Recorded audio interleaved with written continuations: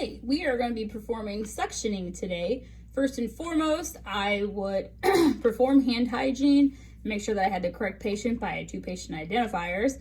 I'm going to raise them to a semi-Fowler sitting position. And I'm going to put my gloves on.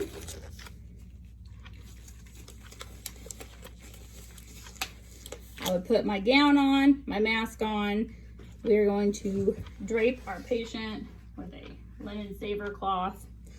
We are going to check our suction, our wall suction, turn it on. For an adult, we would turn it on to about 100 to 150. For a child, it would be about 100 to 120. Check the tip, make sure that we had suction. We do. So we'll hang that right there and then come back to it. So I would get my suction catheter kit here. Open it. Right here. Okay. So first we would get out our little container cup here. Not touch the inside because it stays sterile.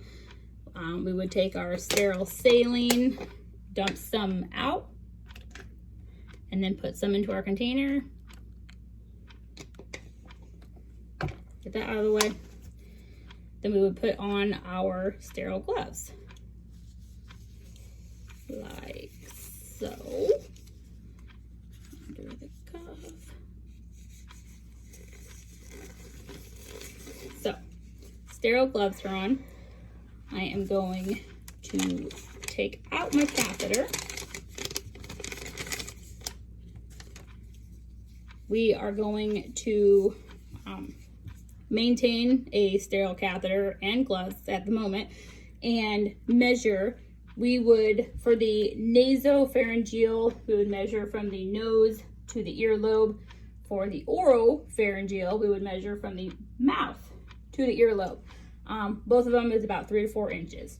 Then if we wanted to do the nasotracheal, we would measure from the nose, earlobe to the bottom of the neck, which is about 8 inches.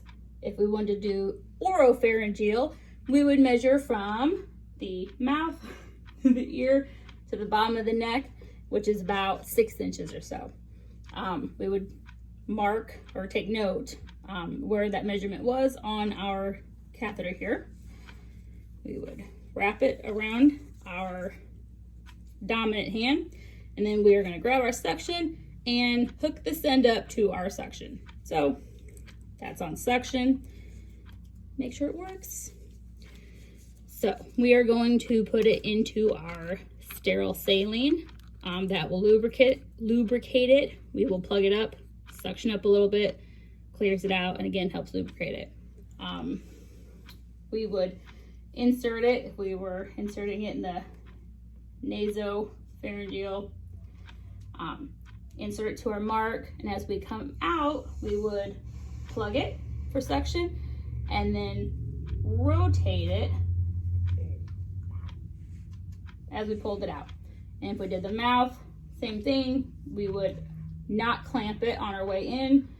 We would go in the mouth to our suggested locate or to our mark, plug it up, and again rotate as we pull it out, suctioning for no more than 5 minutes or 15 seconds. The whole thing, no more than 5 minutes. If they were on oxygen, we would pre-oxygenate them before we suction. In between, we will suction up our saline, which will help clean it out as we go and also lubricate it. When we are done, we will coil it in our hand, unhook it from our suction. We would clean our suction tube out with some saline, take our glove off with our piece in it, throw that away. We would dispose of all of our stuff, perform hand hygiene, make sure that we put our patient into a comfortable position, gave them a call light, cleaned them up, and disposed of all of our trash.